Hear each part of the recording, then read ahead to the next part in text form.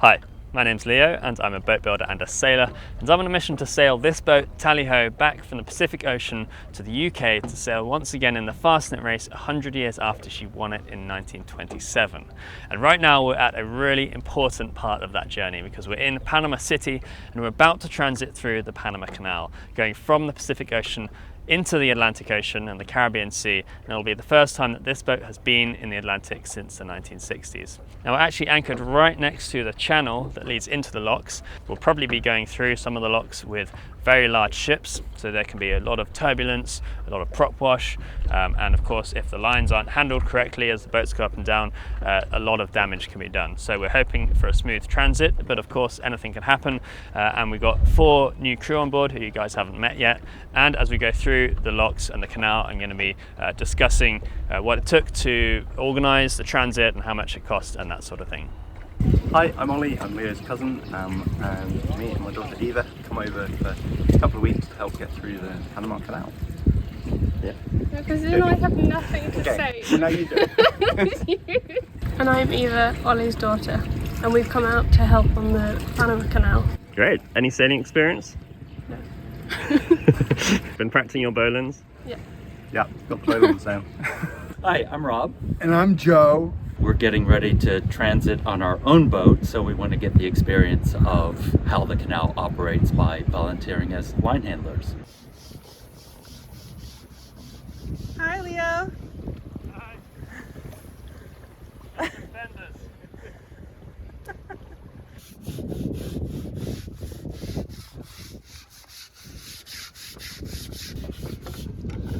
Wow. He wanted to give me 2 more. Really? So when you pass through the Panama Canal, because a boat like this is so much smaller than the width of the canal and you try and stay in the middle, you need 4 very long mooring lines. They need to be at least 100 feet, and that's much longer than any of our mooring lines, and so it's pretty standard practice to rent some longer mooring lines, which is what we've done. So these are all 100 feet or more, and they threw in a bunch of fenders as well, so we're going to be fully fendered on all sides.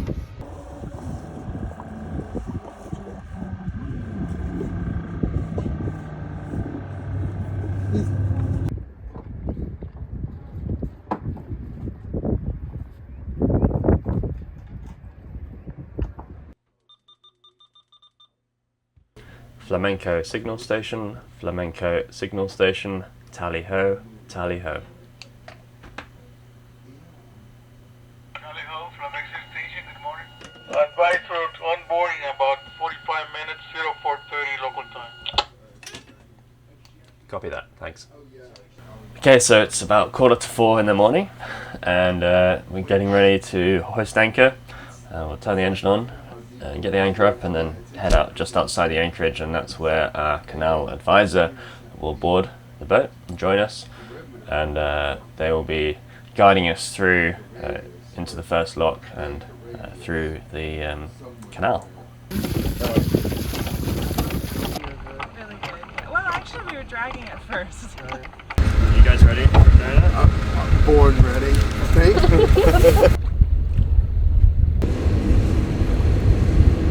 Good morning. Tally-Ho. Tally-Ho. Tally-Ho. Thank you. Good morning. Hi. Good morning. Good morning. Leo, Captain.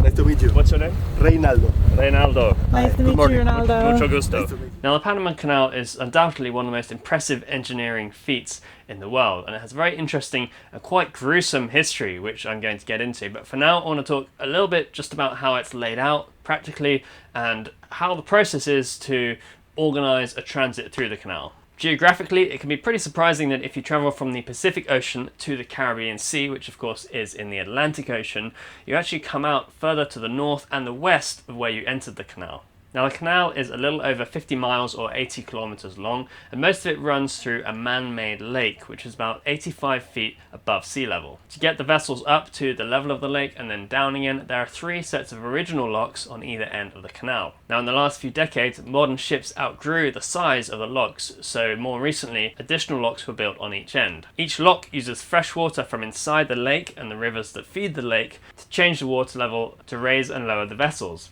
An average of 200 million litres of water is used for the passage of one ship. Interestingly, when there's not enough rainfall, when there's a drought, it really affects the operation of the locks. And a few years ago when they had a bad drought, the traffic that went through the Panama Canal was reduced by I think over a third, which was a major hit on the country's economy. Bearing in mind that every vessel pays a certain amount to go through the canal, and some of the biggest vessels pay over $1 million for one transit. Generally, I think it's in the region of 10 to 20,000 vessels that go through the canal every year, so that does add up, but it must cost a huge amount to maintain and operate the canal. The newer set of locks uses a sort of recycling system so that the fresh water can be used in each of the 3 locks before it is passed out into the ocean, but that isn't how the old locks work. And there is a plan, I think, to actually make a second artificial lake to make bigger water reserves to feed the lake and the locks. Transit, this is 21 Charlie checking radio, tally ho. 21 Charlie, tally ho. Good morning, you have a good radio. At the Pacific side locks, we will be behind of the big ship. Yep. Okay, we're on our way. Our canal advisor has joined us, and we just had to wait a little bit for a big car carrier to come through, and that's the boat we're going to be following into the first set of locks. And it seems at the moment like we're going to be the only small boat in the lock. We're not going to be in a raft, which seems like it's more common. So we're going to be using all 4 of our long mooring lines to keep the boat in the middle of the locks as we go up and into the lake.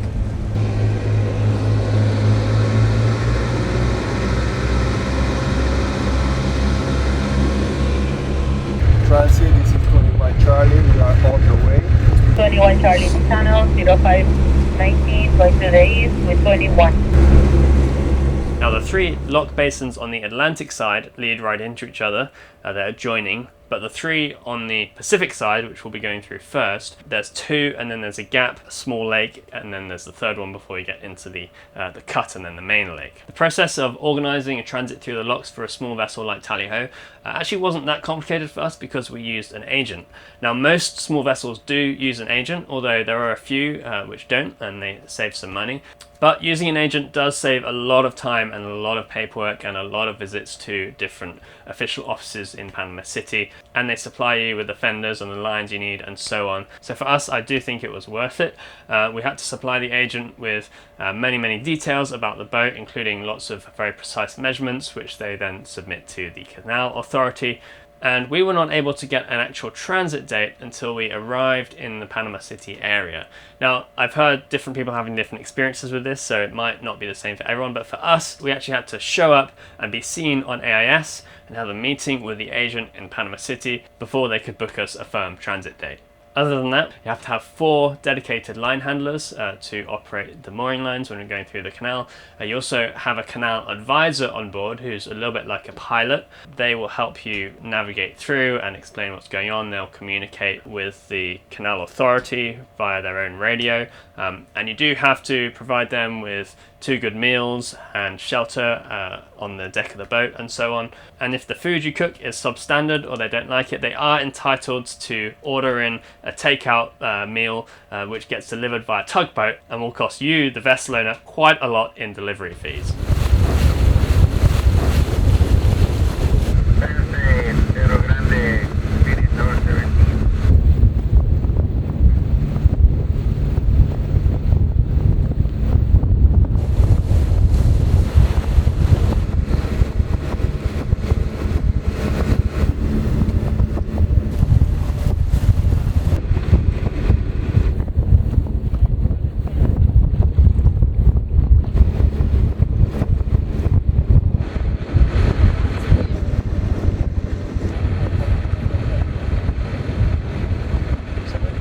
Now the canal operates 24/7, vessels move through it all day and all night, but generally smaller vessels like Tally-Ho are put through during the day, and the reason I think that they got us started so early in the morning was to try and get us through in one day, because if a small vessel like us doesn't make it out the other side before nighttime, you have to stay in the canal. Now that might sound fine, but you're not allowed to anchor in the lake. You've got to tie up to a mooring buoy, and the mooring buoys are huge. They're designed for massive ships, and so generally people side tie to them. I don't think you're even allowed to hang off them like you would a normal mooring buoy, and so it's a very awkward procedure, and the big ships that continue to go through all night kick up a big wake. So all night you get these big waves knocking you around and into the mooring buoy that you're sort of awkwardly tied to. So we were trying to avoid that. So initially we were glad that we were getting such an early start, but things didn't go to plan.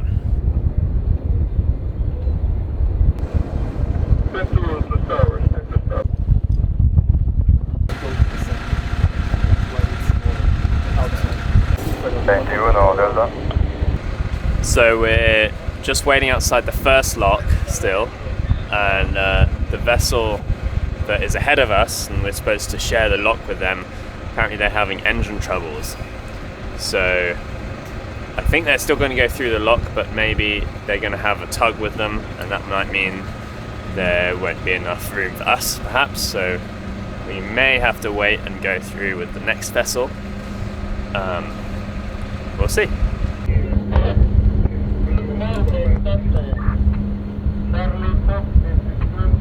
We go with the top boat, and this didn't bring us space to go inside.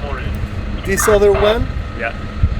we don't have space to go with this one and the locks. Okay. The next one can be maybe in an hour and a half. Wow.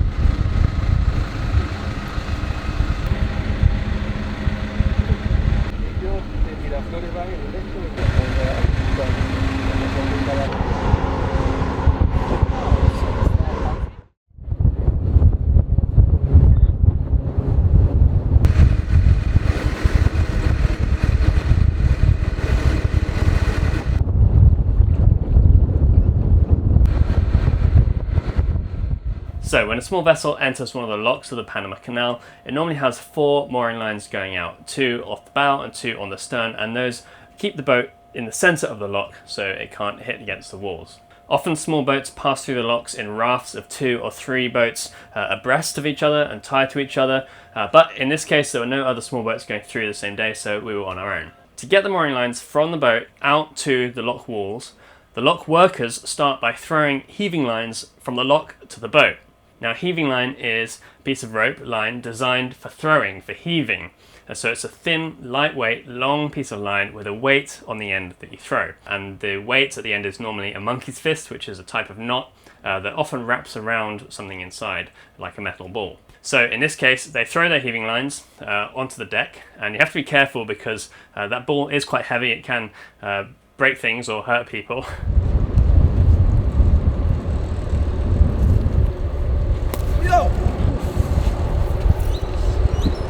But then you get the ball and then you tie the heaving line to the loop on the end of the mooring line. And then you feed the mooring line out of the fair lead, and the lock workers pull the heaving line back, and with it they pull the end of the mooring line. Now there can be quite a lot of current and turbulence inside the lock. For a start, because there's always an outflow of water even when the lock is open. Also, if there's a bigger vessel ahead of you, they can be running their propeller. That can send turbulence further back. And then once the lock is closed and the water is coming up, then you get some really crazy currents in there as thousands of tons of water are pumped into this confined space. So there can be really big loads on those mooring lines, and of course they have to be adjusted as the boat is going up or down in order to take in slack or ease out tension. These are the skills I was training my cousins with, and it has to be done correctly because with that much tension, if you get it wrong, you could really damage something or hurt yourself really badly. With a boat like Tally-Ho, which has quite a limited manoeuvrability and no bow thruster, it can also be important to get those mooring lines on relatively quickly, and when that doesn't happen, well, you'll see.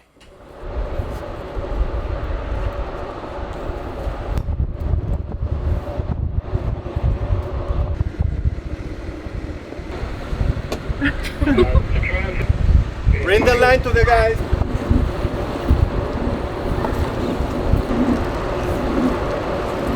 Oh, we're turning.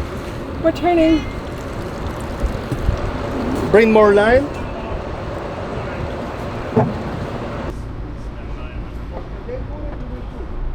Okay, Reverse, focus on the reverse, starboard bow. reverse, reverse. Pull it, pull it, pull it.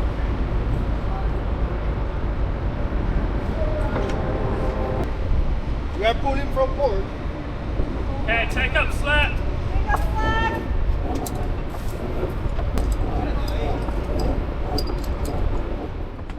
So we had a little bit of a close call going into the first lock there, and it was caused really, I think, by the fact that I didn't realise how much current, how much outflow is going through those lock basins, even when the doors are open and they're not actually filling. So when I was asked to stop the boat, I did so by going astern, which always turns the boat a little bit to clockwise, but normally you account for that and it's fairly minimal in this sort of situation. But with all the current coming through, as soon as the bow came off a little bit, the whole boat started turning around in the current, and that was when the bowsprit started coming closer to the wall. Now the situation was a little bit harder to recover than normal because we didn't have the mooring line set up on the bow yet, which would have helped to stop the turn. And I think what happened, I think I was actually told to stop a little bit too early because we weren't close enough to the bollards, and I don't think it was anyone's fault in particular. Everyone on board did great, but it was of course new to all of us, so it took a bit of time to get those lines out to the bollards, and I think the dock workers, maybe they were expecting us to come further forwards. For whatever reason, they didn't seem to quite realise the urgency with which we wanted those lines on the bollard. But in any case, we didn't have that control, so it did make it a bit harder to get away because a boat like Tally Ho, long keel, single screw, no bow thruster, she can only really turn in one direction in confined spaces, and turning in that direction would have brought the bowsprit into the lock wall. So I was able to get the boat back into the middle of the channel by going backwards and forwards a bit, and so there was no harm done, thankfully, but definitely some lessons learned, the most important of which I think was to just understand how much current is flowing through those basins, even when the lock is not actually filling. Who likes adrenaline for breakfast? Yeah, I got that. Due to the distance from the bollards, next month we will wait for them to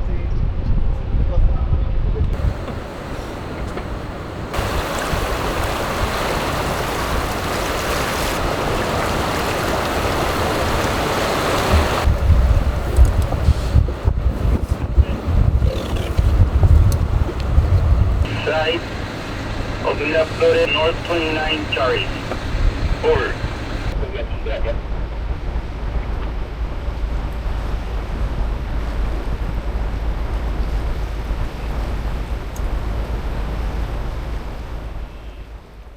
So we've started our climb up to Gatun Lake. We're about 30 feet above sea level at this point, and so far we've managed to avoid any collisions. Now the history of the canal, how it was built, and the fact that the machinery that's operating these lock gates is all over 100 years old is so fascinating, so interesting, that I decided to split this episode into two, so I have time to really get into the history a bit more in the next episode. So look out for that, it'll be coming very soon, and you'll see whether we make it through the canal in one day or if we have to spend a night on one of the treacherous mooring buoys. Until then, thanks a lot for watching, and a massive, massive thank you to everyone who has donated or otherwise supported this project. It does make a huge difference. It means we're able to keep on sailing and maintaining this boat, and it means we're able to keep on making these videos. So I really, really appreciate it. I'll see you next time. Cheers.